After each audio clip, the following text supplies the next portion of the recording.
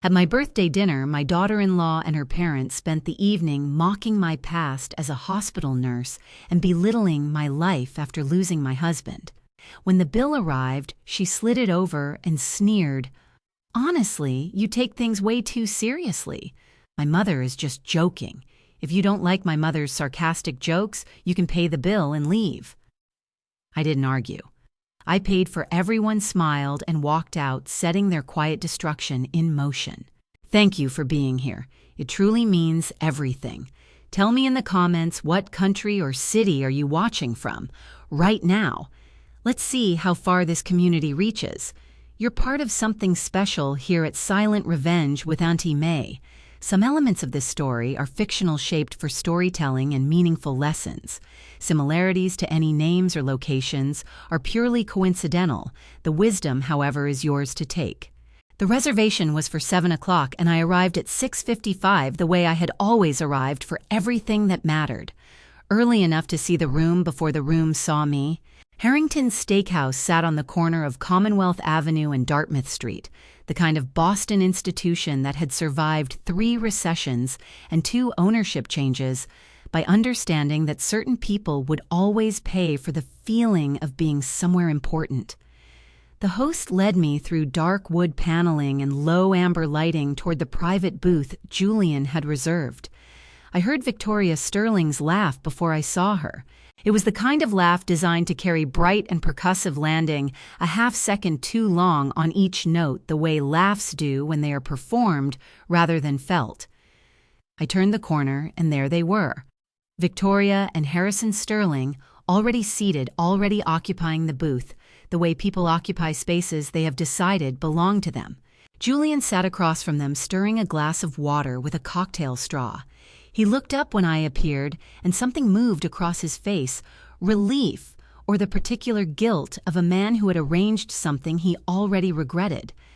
Chloe pressed her cheek against mine, the kind of kiss that leaves no warmth behind. "Mom, you made it." "I made it." I agreed. Victoria turned toward me. Cream blazer, pearl drop earrings, hair, set with the precision of a standing appointment. Her eyes moved from my face to my collar to my sleeves in the time it takes a physician to complete a visual assessment. "Margaret, that blouse is very practical. I suppose 30 years of hospital shifts will do that to a person's sense of style. You learn to dress for function rather than occasion." I smiled at her the way I had learned to smile at difficult family members in waiting rooms. "Good evening, Victoria." Harrison rose halfway, grip dry and deliberate.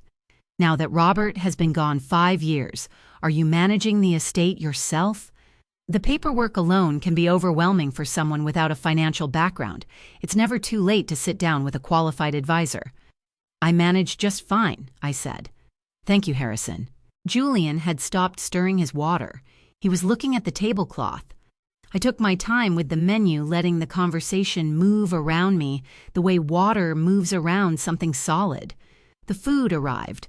I ordered the salmon. It was very good.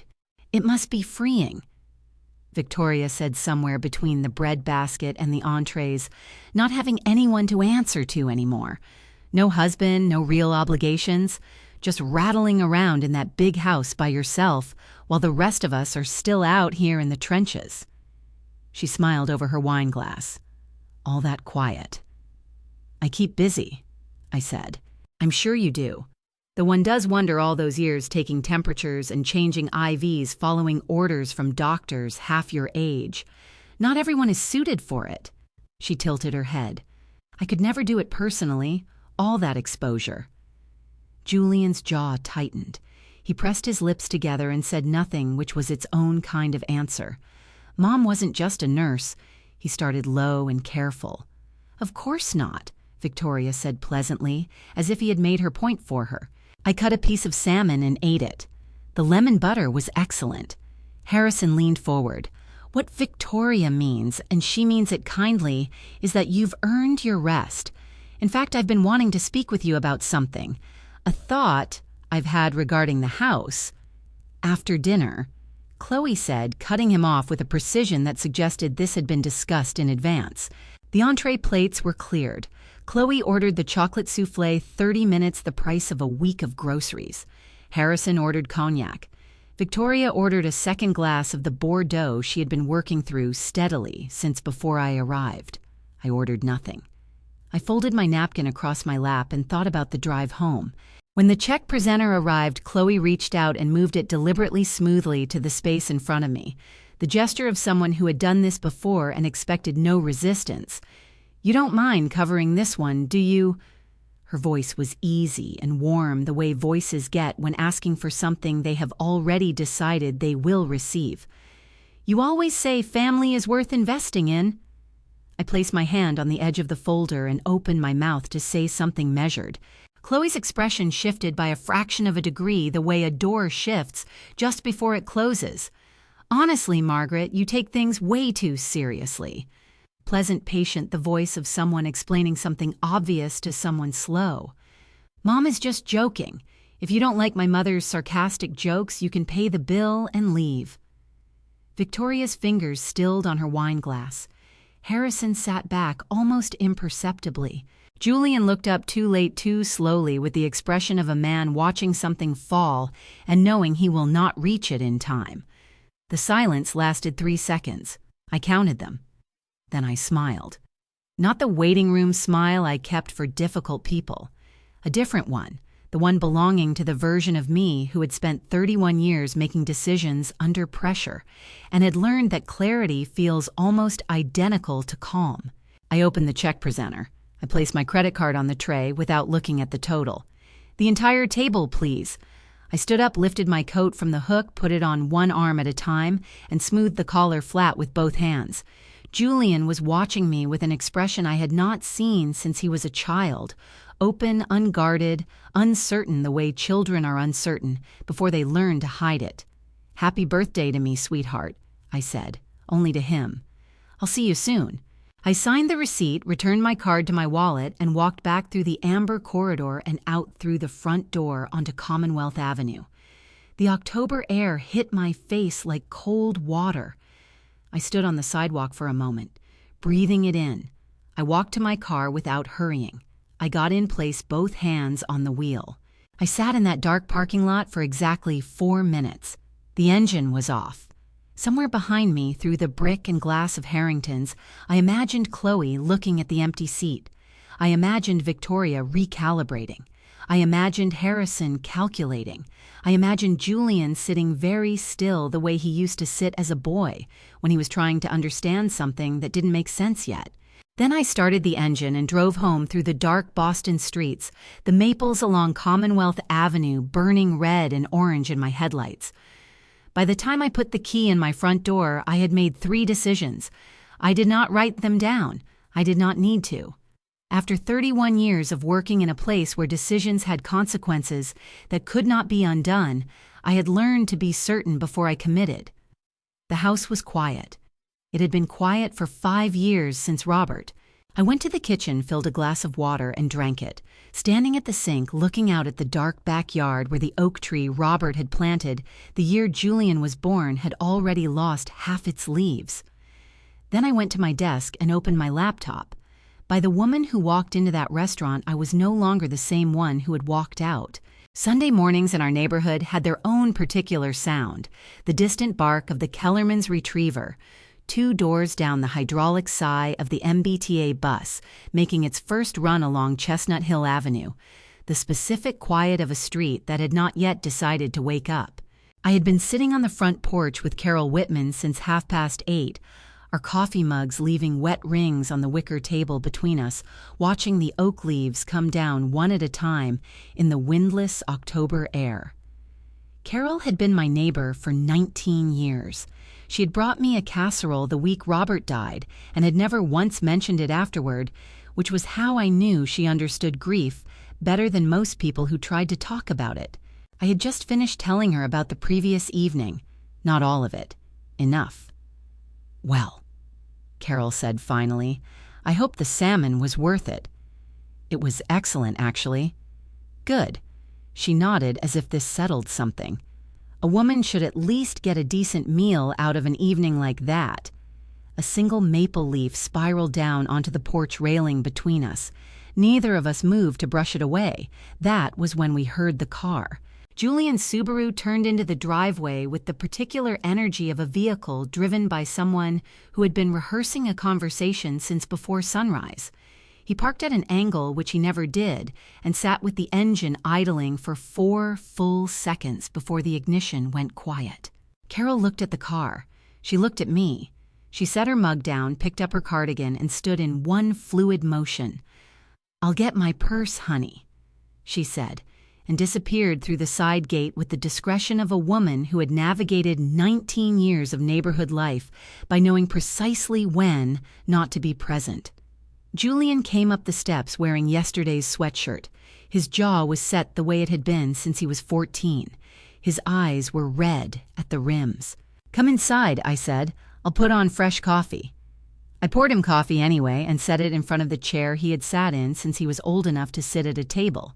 He wrapped his hands around the mug without drinking. "You embarrassed us," he said. "Last night, walking out like that in front of everyone." "I paid the bill and left," I said, "which is what Chloe suggested." "You know that's not what she meant."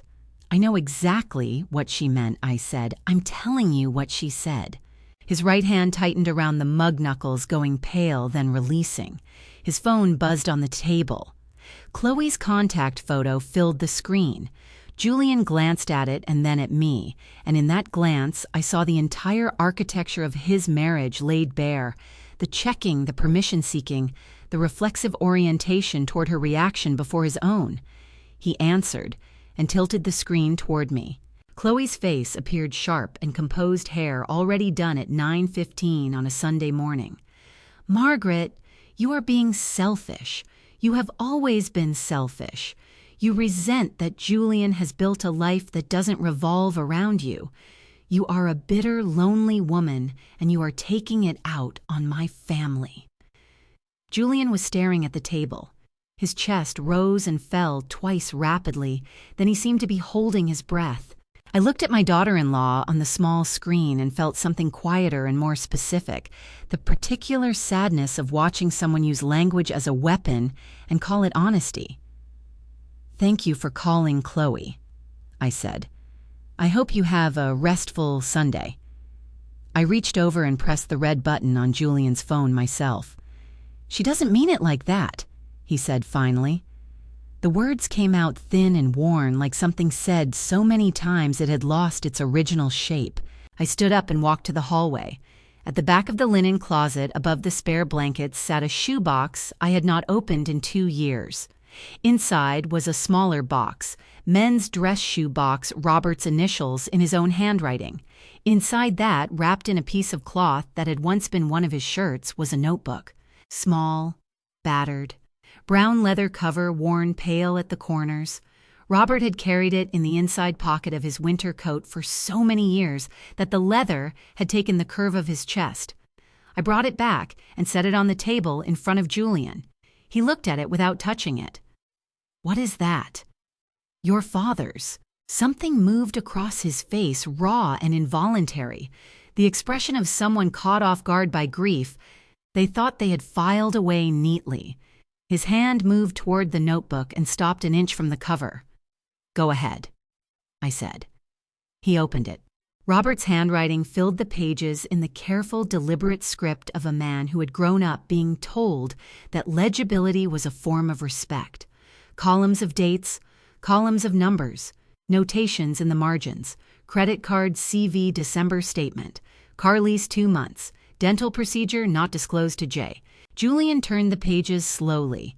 His breathing changed, slower now, but effortful, the way breathing gets when a person is absorbing something that keeps expanding past the borders of what they thought they knew. His finger stopped on an entry from 3 years ago.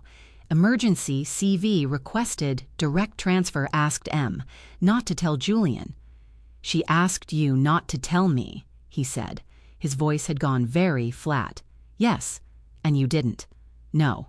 His jaw worked the muscle along the side of his face, tightening and releasing in a rhythm I recognized. Robert had done the same thing when he was trying not to say something before he was certain he meant it. "Why didn't you tell me yourself?" he asked. "Because I wanted you to see it," I said, "not hear it from me. If I had told you, it would have become an argument about whether to believe me. This, I touched the edge of the notebook, is your father's handwriting. He believed in honesty the way some people believe in God. He kept records because he thought you deserved to know the truth when you were ready for it. Julian closed the notebook slowly, pressing the cover flat with his palm, as if trying to memorize the texture of it. "Take it home," I said. "Read it when you're alone. Not when she's in the room." He picked it up and held it against his chest with both arms the way he used to carry his school binders when he was 12, pressing them flat against his sternum like armor. At the front door, he paused back to me, looking out at the October morning, cool smelling of wood smoke, the light pale and flat the way New England light gets when the clouds are thin but total. Dad kept everything he said, not to me, more to the space in front of him. He did, I said. He kept everything. He walked down the porch steps and got into his car. He sat behind the wheel for a long moment, the notebook on his lap not moving. Then he pulled out and drove away down Chestnut Hill Avenue, disappearing between the burning maples. I stood at the window until his car turned the corner. Then I rinsed both coffee mugs in the sink and dried my hands on the dish towel. Outside the kitchen window, the oak tree Robert had planted the year Julian was born stood nearly bare, its last few leaves clinging to the high branches with the particular tenacity of things that are not yet ready to let go. I knew Chloe would find that notebook before Julian had a chance to truly read it, the way I had known over 31 years, which patients were going to have a harder night than their chart suggested. Not from data, but from the quality of the silence around them. So that night, after the dinner dishes were done and the porch light was off, I sat down at my desk and began making the calls I should have made a long time ago. The call came Wednesday morning while I was deadheading the chrysanthemums in the front garden bed, my knees on the kneeling pad Robert had bought me the last autumn before his diagnosis, my hands dark with soil to the wrist. "Margaret." Harrison's voice had the particular warmth of someone who has rehearsed warmth. "Victoria and I have been talking about the family, about the future. We think there may be a solution that works for everyone." A squirrel landed on the garden wall 6 feet away, regarded me with frank suspicion, and departed. I watched it go. The proposal, my house was too large for one person. There was a property in Brookline, multi-generational arrangement, Julian and Chloe on the upper floors, a suite on the garden level for me. My current property would provide the equity for the purchase. The chrysanthemum in my hand was the deep bronze of old pennies. I turned it once between my fingers. "That's very thoughtful, Harrison," I said. "Let me think about it over the weekend." His relief was audible, a slight loosening in his voice. I set the phone face down on the garden wall and went back to the chrysanthemums. Victoria called 11 minutes later. I had been counting. Her voice was brisk and professional, the voice she used when functioning as an agent rather than a mother-in-law. She was perfectly positioned to handle the sale. This market-right staging strategic list, price and offer in 72 hours. "You still have your license?" I asked, a beat. "Of course I have my license." "Wonderful," I said. "Why don't you bring someone by on Wednesday? I'll have tea ready." I hung up and put my glove back on and got back to work. Wednesday afternoon arrived gray and cool, the kind of October sky that sits low over Boston like a held breath. I had put on a cardigan, made a pot of tea, set out shortbread cookies on the kitchen counter. The house was as it always was, clean lived in, the furniture arranged the way Robert and I had arranged it 20 years ago, and never seen reason to change. Victoria arrived 10 minutes early, charcoal blazer and heels leather portfolio under her arm, the expression of a woman who had already mentally spent her commission. The curb appeal is excellent. The maple is a real selling point this time of year. The buyers arrived 3 minutes later, a young couple in their late 20s, the husband in a fleece vest, the wife carrying a reusable tote bag from a Somerville food co-op. They shook my hand with the eager, slightly anxious energy of people for whom this was still an enormous and terrifying amount of money. "It's a good street," I said. "Come in, let me show you around." Victoria led. I walked alongside her. In the living room, she described the original hardwood floors, the crown molding the southern exposure. I walked to the far wall and placed my hand flat against the plaster. I want to mention that this wall runs along the east side of the foundation. We've had some minor settling over the years, nothing structural, but an inspector will want to look at the junction between the original pour and the 1993 addition. Victoria's smile did not waver. Her eyes moved to me with a new attention. In the kitchen, after she finished with the refrigerator and the south-facing light, I crouched and opened the cabinet below the sink. The disposal is original to the renovation. The seal has been slow for 8 months. The dishwasher is 11 years old. I'd budget for a replacement within the next year or two. The husband made a note on his phone. Downstairs, I showed them the utility area, the original copper pipes, the water heater, 8 years into a 10 to 12-year lifespan. I stood near the east wall. I want to be up front with you. This section has had moisture issues for about 12 years. I had a contractor look at it 4 years ago and decided to hold off on the French drain system he recommended. You deserve to know that before you make any decisions. The wife Danielle, based on how often her husband said it, was writing in a small notebook. Her husband was photographing the wall. "Thank you for telling us," she said, and she meant it. By the time we reached the front door, they were exchanging the quiet coded communication of a couple who have made a mutual decision and are waiting for the right moment to announce it. They thanked me for my transparency, mentioned a few other properties, and were down the blue stone path and into their car in under 90 seconds. Victoria and I stood in the empty front hallway, the shortbread untouched, the tea cold. She turned to face me. The professional composure had developed a fault-line tightness around her mouth, a flatness in her eyes I recognized from years of delivering difficult information to people who did not want to receive it. "What," she said, "did you just do? That kind of quiet is worse than shouting." I told the truth, I said. I disclosed the material conditions of the property to prospective buyers. In Massachusetts, that's not just courteous, it's a legal requirement under seller disclosure obligations. I assumed you were aware of that given your experience in the field. The color that moved up Victoria Sterling's neck was extraordinary deep and mottled starting at her collar and climbing past her jaw. Her hand tightened on the portfolio until the stitching went taut. "You have no idea what you're interfering with," she said. "You have no idea what is at stake here." I held her gaze. 31 years of standing at the bedsides of people in crisis had given me a high tolerance for being looked at with anger by someone who was actually frightened. "Have a safe drive home, Victoria," I said. "Thank you for coming." Her heels struck the bluestone path hard enough to crack the largest stone, a crack that had been threatening for 3 years and simply needed the right amount of pressure. I watched her car accelerate too quickly and turn the corner without signaling. I went inside, covered the shortbread with a dish towel, and called Carol. "Tell me everything," Carol said before I had finished saying her name. So I did. When I finished, she made a sound that began as a laugh and became something more extended and uncontrolled, the kind that makes a person set their phone down on a hard surface. "Margaret Ann Vance," she said finally, "you are something else entirely." I told the truth, I said. That's all. Lord help those people. I looked out the kitchen window at the oak tree in the backyard. A crow had landed in the upper branches and was regarding the yard below with the proprietary calm of a creature that has decided something belongs to it. "They'll be back," I said.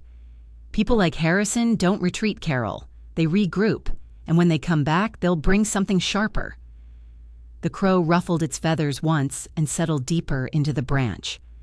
"Then you'd better be ready," Carol said. "I already am out," I said. The call came at 7:14 on a Friday evening. I had just set my dinner plate on the kitchen table, roasted chicken, half a sweet potato, the last of the green beans from the garden, and looked at the microwave clock before sitting down. Julian. Something in the quality of that single ring told me this was not the Julian who had called Sunday morning full of borrowed grievances. This was a different register entirely. "Mom." His voice had the texture of something held under pressure for too long. "Can I come over? I just need to see you. Tonight, please." I pushed the plate to the center of the table. "Come now." I said. "I'll leave the porch light on." He arrived 22 minutes later, which meant he had been in his car before he called me. The porch light caught him fully, the hollows beneath his eyes, the way his shoulders were drawn up and forward as if his body were trying to make itself smaller. The slight tremor in his hands he was not aware of, because he was gripping his car keys hard enough to whiten his knuckles. He was 32 years old, and he looked in that moment like a man who had not slept in 4 days and was no longer certain which direction was forward. He sat on the sofa edge, not the cushioned center, both feet flat on the floor, keys still gripped. I sat in the armchair across from him and waited the way I had learned to wait beside bedsides, still unhurried, giving the silence room to become something the other person could speak into. "She's going to file for divorce," he said. "She told me last night. She said if you don't agree to support us with the house, she's going to file." He pressed the heel of his free hand against his eye hard. "She says the marriage has been damaged by outside interference." His voice fractured on the last 2 words, repeating them, verbatim, delivered with enough precision to stick. "She means you, Mom." "What do you want, Julian?" I asked. He looked up, eyes red-rimmed and very bright the way they get when a person has been crying in the car and stops before they arrive. "I want my marriage to work. I don't want to lose her." His voice broke cleanly like a branch. He pressed both hands over his face keys against his cheekbone, and for a moment his whole body shook with the effort of pulling himself back from something. He lowered his hands. His face was blotched and uneven, and he was not trying to hide it the most honest I had seen him in years. "Please," he said, "just this once. Just give a little." He slid off the sofa edge and onto his knees on the living room floor. His hands found mine on the armrests, gripping them, pressing down the grip of someone holding onto the only solid thing in a tilting room. I looked at my son kneeling in front of me. At his hands over mine, his father's hands, the same long fingers, the same tendency to press too hard when frightened. What was in front of me was not a man in love. It was a man who had been kneeling in one form or another for so long that he had forgotten what standing felt like. I turned my hands over and held his, not giving him what he was asking for, but not letting go either. "Julian," I said quietly, "when did you last make a decision, any decision, without checking first whether Chloe approved of it?" He opened his mouth, closed it, looked at our joined hands. The clock on the mantel marked 15 seconds, 20. His thumbs moved against my knuckles in a restless, unconscious rhythm. Robert had done the same thing when working through something he didn't want to say out loud. "I don't know," he said finally. "I honestly don't know." "That's what I want you to sit with," I said. I walked to my study and took a white envelope from the lower right drawer of Robert's desk. Legal size. The date in the upper left corner read, October 14th, 2018. I brought it back and sat down. Julian had gotten up from the floor and was back on the sofa edge, keys finally set on the cushion beside him, hands loose in his lap. In the fall of 2018, I said Chloe was applying for the regional manager position. During pre-employment screening, the hiring team reached out to personal references. I was one of them. I paused. Before that conversation happened, Chloe came to see me privately. She told me she had received mental health treatment during her junior year at college anxiety, and some related issues, nothing unusual. But she was worried it might affect the outcome of the reference check. Julian was very still. "She asked me not to bring it up," I said. "Not to falsify anything, not to alter any records, simply not to volunteer information that wasn't directly asked of me. That is a legal choice any personal reference can make. I honored her request because she was your wife, and she deserved a fair chance." I set the envelope on the coffee table between us. These are my personal notes from that conversation, the date, what she told me, what she asked, what I agreed to. Julian's eyes moved to the envelope. "I am not showing you this to use against her," I said. "I'm asking you specifically not to. But I need you to understand something. Chloe came to me. She sat in that kitchen and she was frightened, and she asked for help, and I gave it without conditions, without telling you, without mentioning it again, 4 years before this week. I looked at my son steadily. So when she tells you I have always been her enemy, hold that against what you now know. He reached out and picked up the envelope carefully with both hands. She never told me, he said. Not an accusation, just a fact turning slowly in the light. No, I said, she didn't. His jaw tightened, released, tightened again. A long, ragged breath moved through him, the kind that carries weight in both directions. She's told me 100 times you've never been in her corner, he said, voice fraying at the edges. Every time there's tension, that's the thing she says, and this whole time she knew.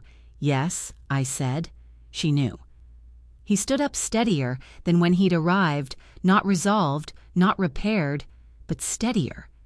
At the front door, he paused with his hand on the frame, back to me, looking out at the dark street where the last leaves were coming off the maples in the evening wind. She's going to find out I came here, he said. Probably, I said. She's going to be angry. Probably, I said again. He turned and looked at me over his shoulder, something complicated, unfinished, not ready to be named, moving across his face. I'm not your enemy either, Julian, I said. I never was. He nodded once and walked down the porch steps to his car. I went back inside and sat at the kitchen table in front of my long, cold plate of roasted chicken and sweet potato. I was not hungry anymore, but I ate it anyway, slowly and deliberately, because wasting food had always struck me as a form of ingratitude for things that had cost something to produce. Then I washed the plate, dried it, and put it away. Julian had left with the envelope under his arm and something different behind his eyes. Not answers, not yet, but the first real questions he had allowed himself to ask in years. I hoped that was enough, but hope I had learned over 31 years of bedside medicine is where everything either begins or ends. There is no third option. Pause right here. If this story has you feeling something, type stay in the comments so I know you're still with me. Because what Margaret does next is something most people never have the courage to attempt. Just a note, this story carries some fictional threads crafted to bring the lesson to life. If you'd rather step away now, that door is open, but I hope you'll stay. I woke at 6 on Saturday and called Carol before the coffee finished brewing. Come over, I said. Bring the lemon cake. A pause. Carol communicated the severity of situations in units of baked goods. Ordinary coffee was coffee, a difficult week called for cookies, and the lemon cake with cream cheese frosting was reserved for occasions that required genuine fortification. That bad, she said. I have a feeling, I said. She arrived at 8:15 with the cake and the expression of a woman prepared for anything. We sat at the kitchen table and talked about the garden and the weather and the neighbors who had finally finished their renovation, and we did not talk about Julian or the envelope or Harrison Sterling's phone call, because Carol understood that some things needed to be left alone until they were ready to be spoken. We'd been sitting 40 minutes when we heard the car. Not Julian's Subaru. Something heavier parking with the deliberate precision of a vehicle whose driver had arrived to make a point. Carol looked at the kitchen window. She looked at me. She did not pick up her cake or her coffee. You want me to go? She asked. Stay, I said. Sit right there. Through the sidelight window, I could see them on the blue stone path. Victoria First charcoal wool coat, pearl earrings, heels navigating the uneven stones with practiced determination. Harrison half a step behind navy blazer, silver hair combed with the precision of a man who does not leave the house without looking like he has somewhere important to be. They had dressed for this. The knock was not a knock so much as a statement. 4 hard raps with the side of a closed fist, the kind that expects immediate response.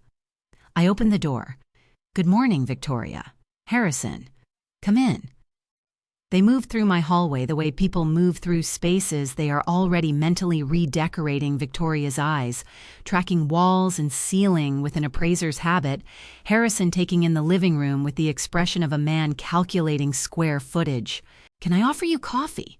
I said. We didn't come for coffee, Harrison said. I'll make some anyway, I said. Sit down. I went to the kitchen, caught Carol's eye, gave her the smallest possible nod. She picked up her coffee and cake and settled deeper into her chair with the focused composure of a woman prepared to witness something important. I brought the tray out, set it on the coffee table, crossed my ankles in my armchair, and looked at my guests. Victoria's voice was tight and controlled the compressed heat of a woman who has decided politeness is a resource she can no longer afford.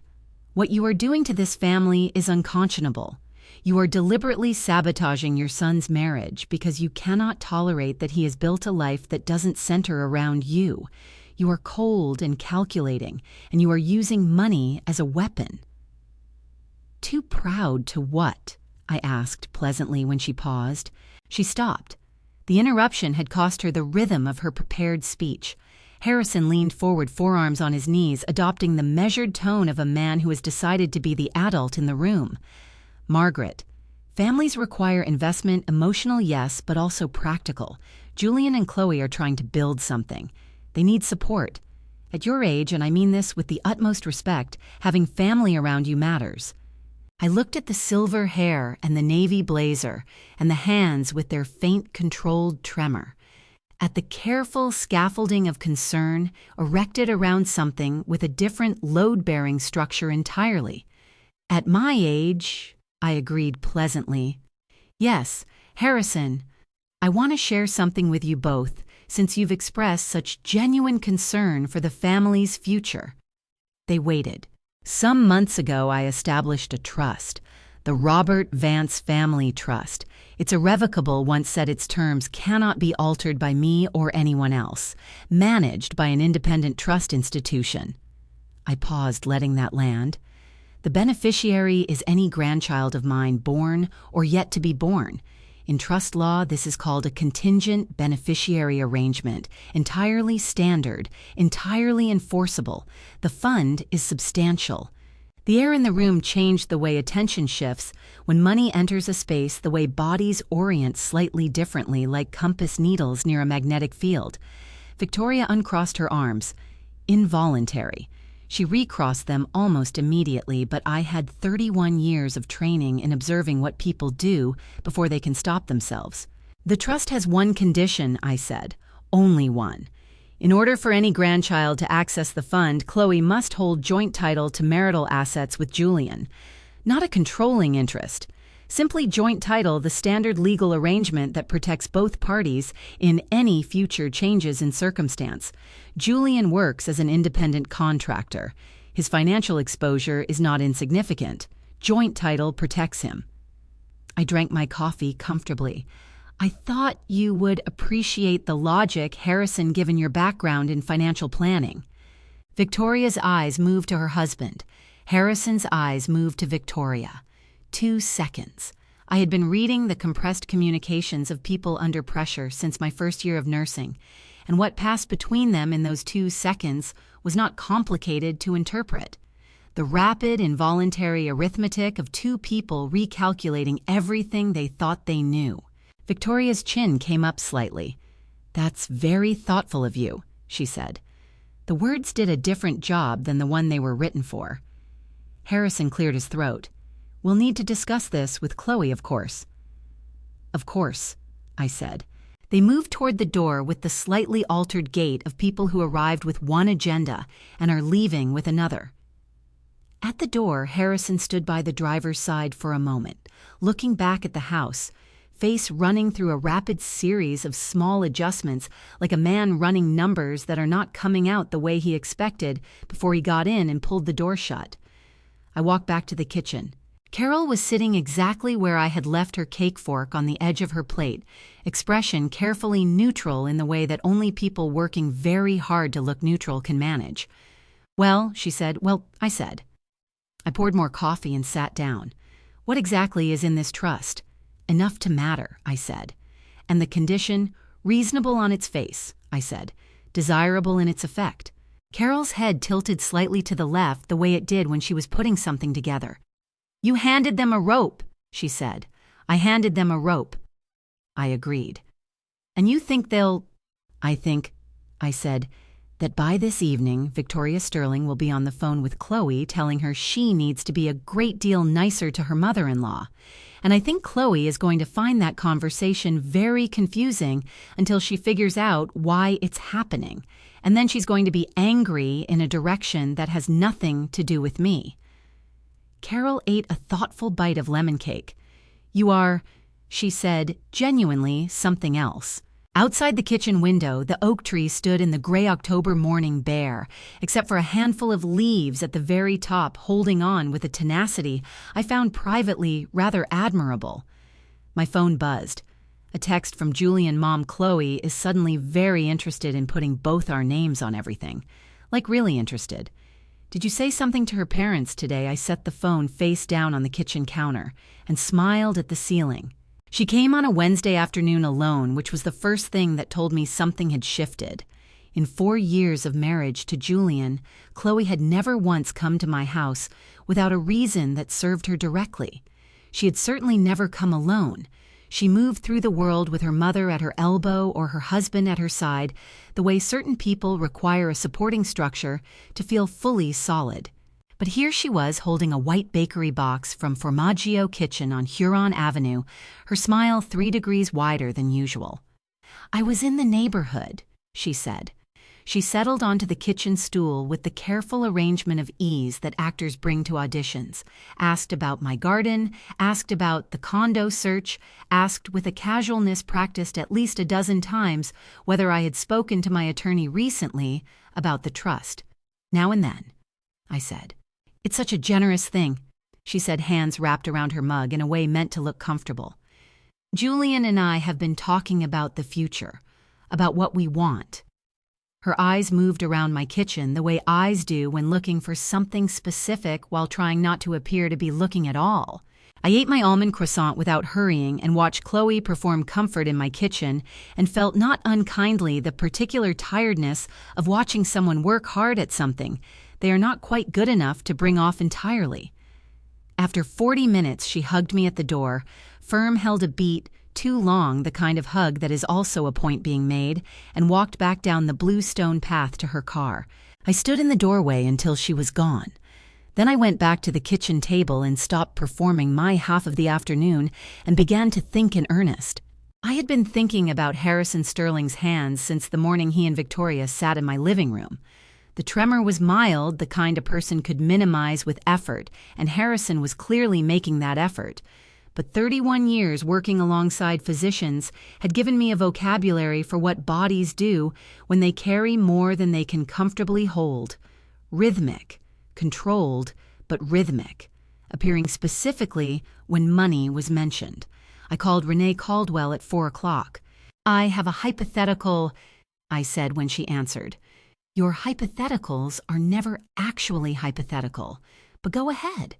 A man early 60s, mild rhythmic bilateral tremor, most prominent during financial conversations, eyes moving to his watch even when time isn't a factor, voice pitch elevating a half register when specific subjects come up.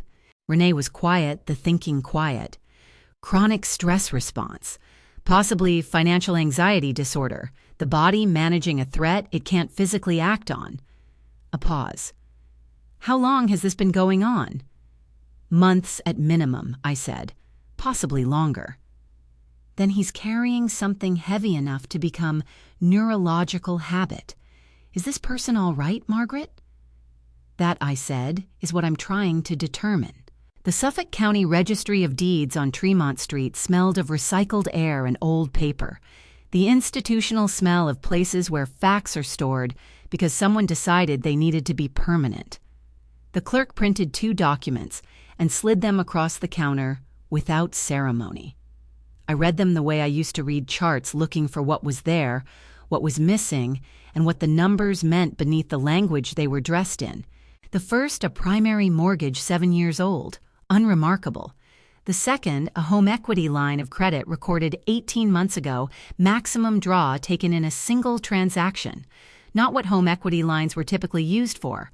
The kind of draw made when you needed a large sum quickly, and your other options had already closed. The interest rate was high. Current conditions had made the repayment schedule significantly more difficult than it had been 18 months ago. I folded the documents and put them in my purse. I was not angry. Anger would have been a luxury that cost too much and accomplished too little. What I felt was the specific clarity of a person who has just found the last piece of a picture she already understood the outline of. I drove home, changed out of my good shoes, and called Pastor Owen Mills. Owen had officiated at Robert's funeral and had the rare quality of being genuinely good without being cloying about it. "Owen," I said, "do you still have that connection with the Northwood Community Health Foundation?" "I do." "Why?" "I have a property I'd like to offer them, a residential property deed transfer at below market value in exchange for a naming condition on the clinical space." I looked out the kitchen window at the bare oak tree. I think Robert would have liked it to be used that way. Owen was quiet in the way good people are quiet when taking something seriously. "Are you certain about this?" "More certain than I've been about anything in quite a while," I said. "Then I'll call Sarah today." Claire Hendricks read through my 2 pages of yellow legal pad without interrupting, making small notations in margins so precise they looked typeset. "A bargain sale to charity," she said when she finished. "You'll take a reduced gain, but you'll have a charitable deduction on the donated portion, meaningful on your return." She tapped her pen. "The quitclaim deed and the foundation's property holding structure means we can expedite significantly. 4 to 6 weeks rather than the standard 60 to 90 days. No escrow in the traditional sense." "That works," I said. "The naming condition Robert Vance Community Clinic in perpetuity or tied to active use," "Active use," I said. "If they ever stop using the space as a clinical facility, the naming obligation ends. I don't want my husband's name on something that has become something else." "Reasonable and enforceable." She looked up. "Is there anything pressuring this decision, anyone?" "There are people who would have very much liked to pressure it," I said. "They didn't succeed. This is entirely mine." She nodded once the compact decisiveness of a woman who takes people at their word when they have earned it.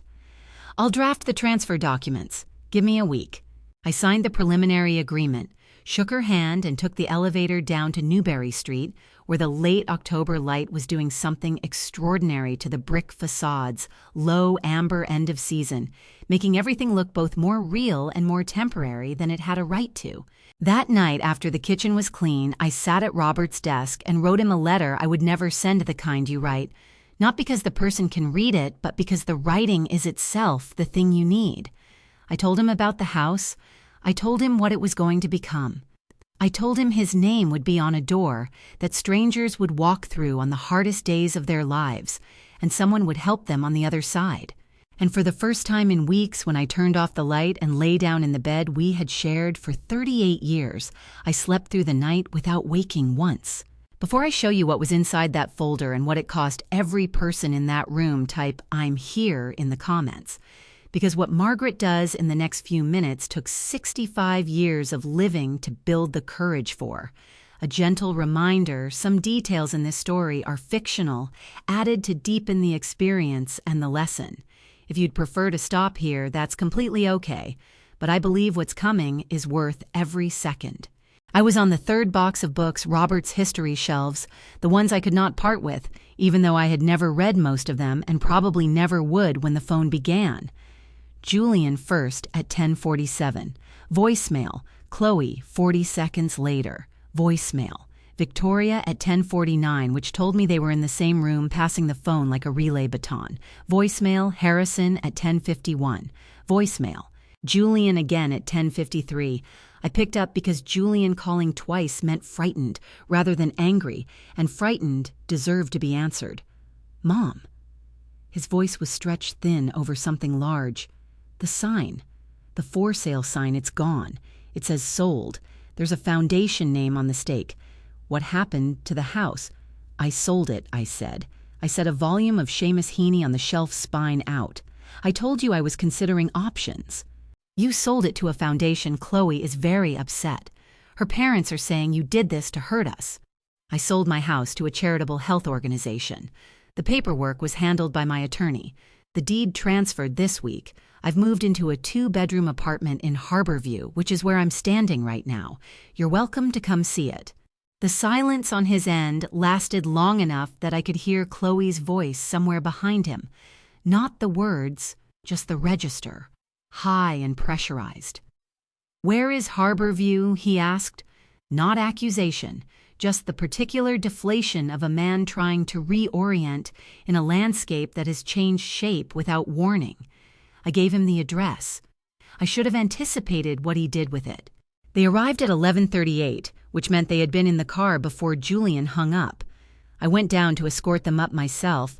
I wanted to see their faces in the lobby rather than let them have the corridor on their own terms. They stood in an unhappy cluster near the entrance. Julian, arms crossed, jaw set, holding himself together by concentration alone. Chloe, slightly in front camel coat buttoned to the top, carrying the compressed intensity of weeks of pressure. Victoria to her right, pearl earrings, charcoal coat posture, rigid with the bearing of a woman who has decided bearing is the last thing she can control. Harrison slightly behind, hands in pockets, eyes moving with the rapid flicker of a man calculating. "Thank you for coming," I said. "Come up." No one thanked me for the invitation. The apartment door opened onto the living room bookshelves, half filled along the east wall, south-facing windows, showing the gray November harbor, water flat and pewter in the late morning light.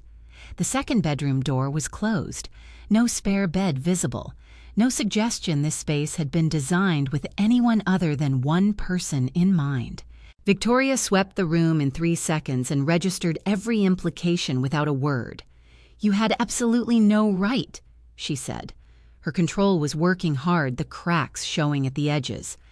"That house has been in this family for 31 years. You had no right to dispose of it without consulting anyone." "The deed was in my name," I said.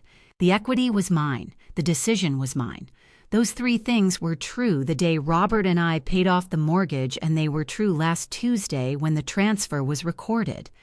"You did this to punish us," Chloe said, turning from the window, voice flat and over-controlled, "because you can't stand the idea of us having anything you didn't hand us yourself. I gave the house to an organization that will use it as a community health clinic." I looked at Julian directly so he would know I was telling him something not the room. "It will be called the Robert Vance Community Clinic. Your father-in-law's name will be on the door. I think that's a better use of 31 years than a sale." Julian's jaw moved. Something crossed his face, grief and pride in an uncomfortable proximity. Harrison stepped 2 paces toward the center of the room. "Margaret, what everyone is feeling is shock. I understand you have the right to make decisions about your property, but Julian and Chloe were counting on that asset. To make a unilateral decision of this magnitude without any discussion." "Harrison," I said. He stopped. I leaned forward and placed a folder on the coffee table, not aggressively the way you place a document when you want someone to look at it, not hit them with it. "Before you finish that thought," I said, "I'd like you to look at something." Julian reached out and opened it first. 3 documents printed from public sources. The first, the recorded primary mortgage on the Sterling property, unremarkable. The second, a home equity line of credit drawn 18 months ago, maximum draw taken in a single transaction, the kind of draw made when other options have closed. The third, a dissolution filing for Meridian Capital Partners. LLC Harrison R. Sterling listed as managing partner, dissolved 14 months ago following investment loss. Julian read slowly, then faster, then stopped. He looked up at his wife. Chloe's hand had come up to her collarbone, involuntary pressing flat against her sternum, the hand of someone whose body registers something before the mind catches up. "Julian." I kept my voice quiet, the voice I had used at 1,000 bedsides. "The pressure to sell my house was never about your future. Harrison needed the proceeds to cover 2 mortgages and a business debt compounding for over a year. That is what this has been about from the beginning. I am sorry you are finding out this way. I am not sorry you are finding out." Julian set the folder down carefully with both hands as if the weight of it was something that could spill. He turned to look at Chloe. Harrison had gone the color of old concrete.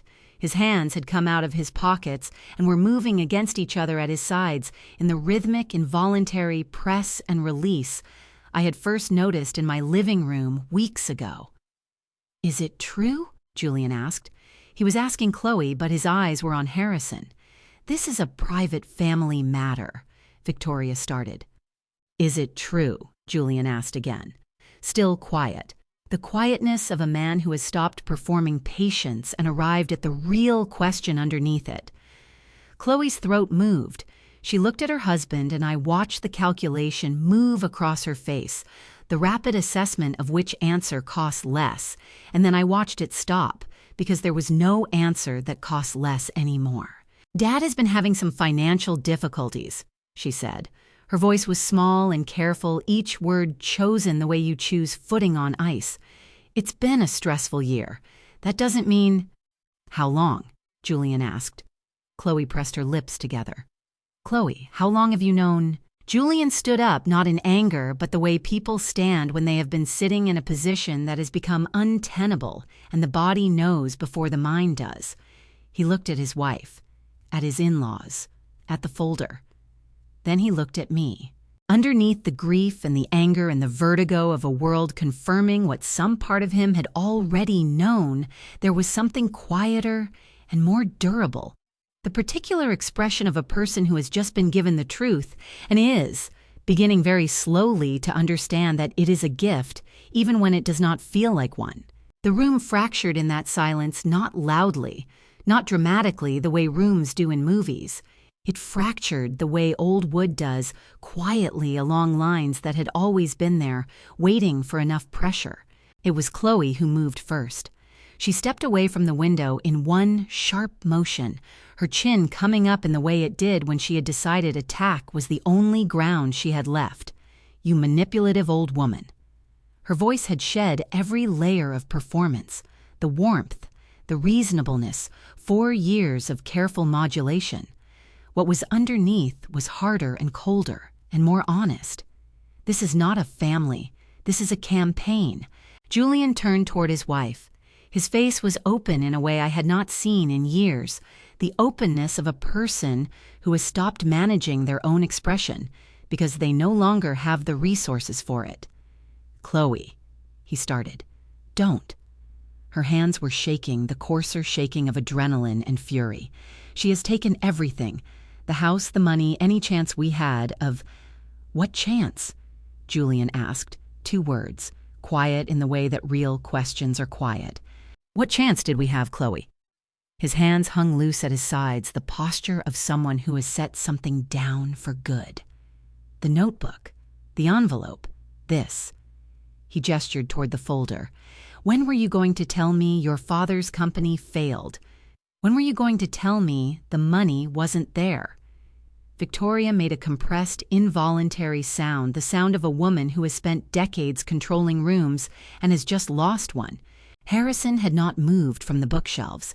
He was looking at the floor. His hands had gone very still, the stillness of a man who has run out of calculations. "You have what you wanted, Margaret," Victoria said, her voice load-bearing, now holding herself up with it. "I hope it keeps you warm." "I didn't do this to make a point," I said. "I did it because it was necessary, and I'm sorry your family is in the situation it's in. I genuinely am. But I will not apologize for telling my son the truth." "You are destroying his marriage," she said. "No," I said. "I am showing him what it was built on. That is not the same thing." Harrison looked up from the floor. In his eyes was the expression I had seen over 31 years in people who have understood there is no version of this situation in which they come out intact. The hollow, specific look of a man confronting the actual cost of his choices. The room went very still. Then Chloe straightened, pulled her coat tighter, a gathering of self, the putting on of armor. "Julian, let's go." Julian did not move. That stillness, the simple absence of the automatic forward step, held something I had not felt in any room I had shared with my son in 4 years. "Julian." "Alarm now. Let's go." He turned and looked at me. I walked to the small table and picked up the first item, a single key on a plain silver ring. Paper tag in my handwriting, 4F. "The apartment on the 4th floor. 3 months, first month paid. If you want to leave and figure out who you are without someone else deciding that, for you, this is yours. No conditions, no debt." I set the key down and picked up the check. 5 years of support totaled and returned. The memo line settlement of shared household support account per loan record, J. Vance, or C. Vance, Joint C. Act Ref 7741B. If you choose to go with your wife, take this. Consider it a clean start. But if you take it, I will not call. I will not visit. You will have made your choice, and I will respect it. Completely. I love you.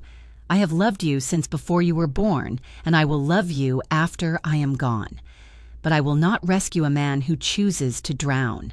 That is the one thing I cannot do for you." Chloe took 3 steps and put her hand on his arm. Firm practiced the pressure of a person who knows exactly where to apply force. "Julian, please." He closed his eyes for 1 second. When he opened them, he reached out and took the check. His fingers closed around it and dropped to his side. The check held loosely, as if he were not certain what to do with it now that he had it. "Okay," he said, barely above a whisper. At the door, Harrison paused. He looked at the baseboard. "For what it's worth," he said, "I did not intend for any of this to affect Julian." "I know," I said. He nodded once, small, diminished, and walked out. The elevator doors opened and closed. I went to the kitchen, got Robert's chipped blue mug, stood at the counter, waiting for the kettle to boil. My hands were shaking, enough that I could see it when I held them flat on the granite. The fine, specific trembling of a person who has spent a very long time being very still under pressure, and is now finally allowed to be something other than composed. I pressed my palms against the cold stone and breathed. My phone rang. Victoria. I let it go. It rang again. I picked up. The check. Her voice was stripped of everything. "We went to the bank. They said there's an offset." "Against the joint account?" "The funds were applied to an outstanding balance." "Margaret, what did you do?" "I paid what was owed Victoria. The memo designated the funds for settlement of the joint household support account. Account reference 7741. B. The joint checking account your daughter holds with my son, which carries an overdraft balance. The bank applied the funds automatically pursuant to their standard right of offset policy." I paused. "Standard banking procedure. I believe that's what your husband calls sound financial practice." The silence that followed was not anger and not strategy. It was the silence of someone who has run out of moves. "You planned this," she said. "I planned for several possibilities." I said, "I hoped it wouldn't come to this one." She hung up. I stood at the kitchen window with Robert's mug and watched the harbor go from gray to dark, the South Boston waterfront lights coming on across the water, the harbor buoys blinking red a tanker, making its slow way into port. I had not cried since the morning after Robert's funeral. I did not cry now, but I sat at that window until well past midnight, asking myself the question that every person who loves someone eventually has to face. When does letting go become the only form of love you have left to give? I did not have an answer. I sat with the question. Instead, the way I had learned over 31 years, that some things are not meant to be answered so much as carried. The harbor lights kept moving. The call came at 11:47, 1 week after they had walked out of my apartment. I had kept the promise I made Julian that I would let him live the life he chose, even on the evenings when I sat at the kitchen window with Robert's chipped blue mug and felt the weight of a silence different from ordinary solitude. Some nights that silence felt like failure. Most nights it felt like the only honest thing left. The screen showed a number I did not recognize. a Boston area code 617, and then 7 digits that had worn grooves in some part of my memory that regular forgetting could not reach. Mercy General Hospital. My throat tightened before my mind caught up with why. "Mom." Julian's voice came through thin and stripped to its essential weight, calling from a hospital landline, not his cell. "I'm at the hospital. I need you to come." I was already standing. "I'm on my way." I heard Chloe before I saw her voice pitched high and tight at the intake desk, demanding the deference that this particular system had no interest in providing. "Ma'am." The voice that answered was level and unhurried. "I need you to lower your voice or I will have to ask you to step outside." The woman speaking stepped into my line of sight. Dark hair, pulled back head nurse badge at the breast pocket. The posture of someone who had earned the space she was standing in across years of being the person everyone else was waiting for. Sandra Briggs. I had supervised her clinical rotation. I had written the letter that got her into the advanced nursing program. She turned from Chloe. She saw me. Her shoulders dropped a quarter inch. The set of her jaw eased. "Mrs. Vance," she said. "It's been a while." "It has. How is she, Sandra?" Chloe made a sharp, involuntary sound behind me. I did not turn around. Some things are more powerful when you don't acknowledge them. "Mild cardiac event. Acute stress response. Stable monitored overnight." A pause. "Is there anything you need from us?" "There's a hospital financial assistance fund for patients without sufficient coverage. Make sure someone talks to the family before the billing goes out. Standard procedure. Offered to everyone." Sandra held my gaze for a moment. "Standard procedure," she said. "Offered to everyone." Chloe had gone very quiet behind me. I could feel it, the specific stillness of someone who has just watched a door open that they did not know existed. 4 minutes with Dr. Okonkwo confirmed it. Victoria was stable. Stress indicators consistent with sustained financial crisis, compounded by acute shock. Cardiology follow-up needed, and the circumstances that caused the stress would need to change, or this would happen again. I walked back to the waiting area alone. Harrison sat beneath the fluorescent light along the east wall, silver hair uncombed for the first time in every encounter. We had had hands loose in his lap. The tremor I had first noticed in my living room was present now in its raw form, unmasked the way things look when the effort of concealment is no longer available. He looked smaller than I had ever seen him. Not physically, but in the way that men who have spent years performing authority look small when the performance finally costs too much to maintain. I sat 2 seats away, close enough to speak, far enough to breathe. "She's going to be all right," I said. "She's in the right place." One slow nod that carried more than most sentences. "I never wanted Julian involved in any of it," he said. The financial advisor cadence was gone entirely. Underneath was simply a tired man at the end of a road he had not intended to be on. "That was never the intention." "I know," I said, "and I'm sorry for what your family is going through. I mean that." I did mean it. 31 years in medicine had taught me that suffering does not sort itself neatly into deserved and undeserved. It simply arrives, and it costs whatever it costs. Something small shifted in his face. Chloe appeared from the observation wing corridor, face cycling through surprise, anger, suspicion, before settling into exhaustion. A wariness closer to her real face than anything I had seen before. "Julian called me," I said before she could ask. "They gave her a better room," she said. "Because of you." "Because of standard procedure," I said. "Offered to everyone." She opened her mouth as if to argue, then closed it. The fight had gone somewhere. I wasn't sure where, but it was no longer in the room with us. She sat beside her father and put her hand over his. He turned his hand and held it. I looked away to give them that much. I found Julian in the alcove beside the family consultation room, face in his hands, wearing the same dark gray sweatshirt with the fraying hem he had worn the night he came to my house, with his car keys gripped white in his fist. That detail tightened in my chest before I could stop it. He heard my footsteps and looked up.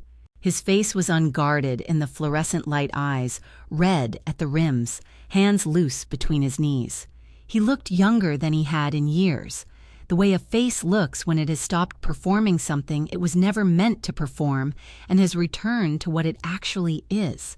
"Mom," he said, one word. I knew what it carried. "I know," I said. "Come here." He walked into my arms. I held my son in the hallway of the hospital where I had worked for 31 years, felt his shoulders shake once, twice, then go still, as he pulled in a long breath and let it out slowly against my shoulder. Steady, unhurried. The pressure of someone who is not going anywhere. I had held people like this more times than I could count. Frightened people. People at the edge of things. But this was different. This was my son. My only one. And there is no training in the world that prepares you for holding your own child while they find their way back to themselves. When he finally straightened, his face was calmer than it had been in any room I had shared with him in months. "I read the notebook," he said. "All of it, twice." His voice tightened. "She knew Mom the whole time." "I know. I don't know what I'm going to do about any of it." "You don't have to know tonight," I said. "The apartment on the 4th floor is yours, for as long as you need it."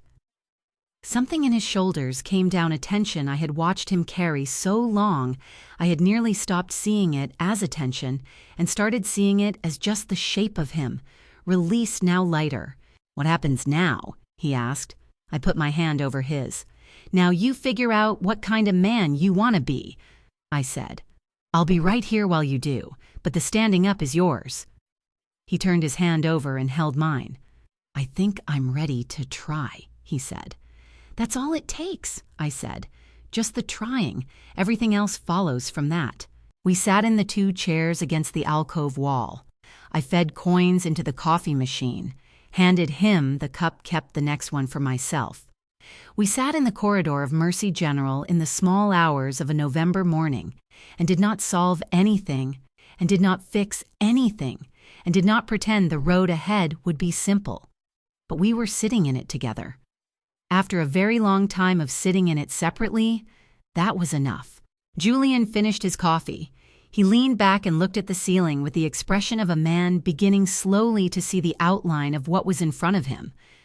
"Tell me about the clinic," he said, "the one with Dad's name on it." And so I told him. Looking back from the small porch of my condo, watching the harbor catch the morning light, I finally understand what this family drama taught me. Dignity is not defended with words. It is defended with decisions. For too long, I mistook endurance for grace. I kept giving, kept absorbing, kept telling myself that patience was a virtue, until patience became an excuse for being diminished. If I could speak to anyone sitting at a table tonight swallowing something they should not have to swallow, I would say this: you are not obligated to fund your own humiliation. God does not ask us to be doormats. He asks us to love, and sometimes love looks like a locked door and a quiet drive home. These revenge stories with Mom are not really about revenge. They are about the long, quiet work of reclaiming yourself.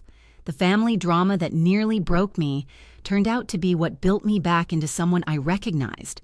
My only regret is waiting so long to begin. Don't be like me. Don't wait until the table is cleared and the damage is done. Your peace is worth protecting today, not someday. If this story touched something true in you, leave a comment below. Share it with someone who needs to hear it. And subscribe so you never miss another story, because more revenge stories with Mom and family drama are coming, and everyone carries a lesson worth your time. Thank you so much for staying with me until the very end. The stories on this channel include fictional elements crafted for reflection and life lessons. If this content isn't right for you, feel free to explore something that fits better.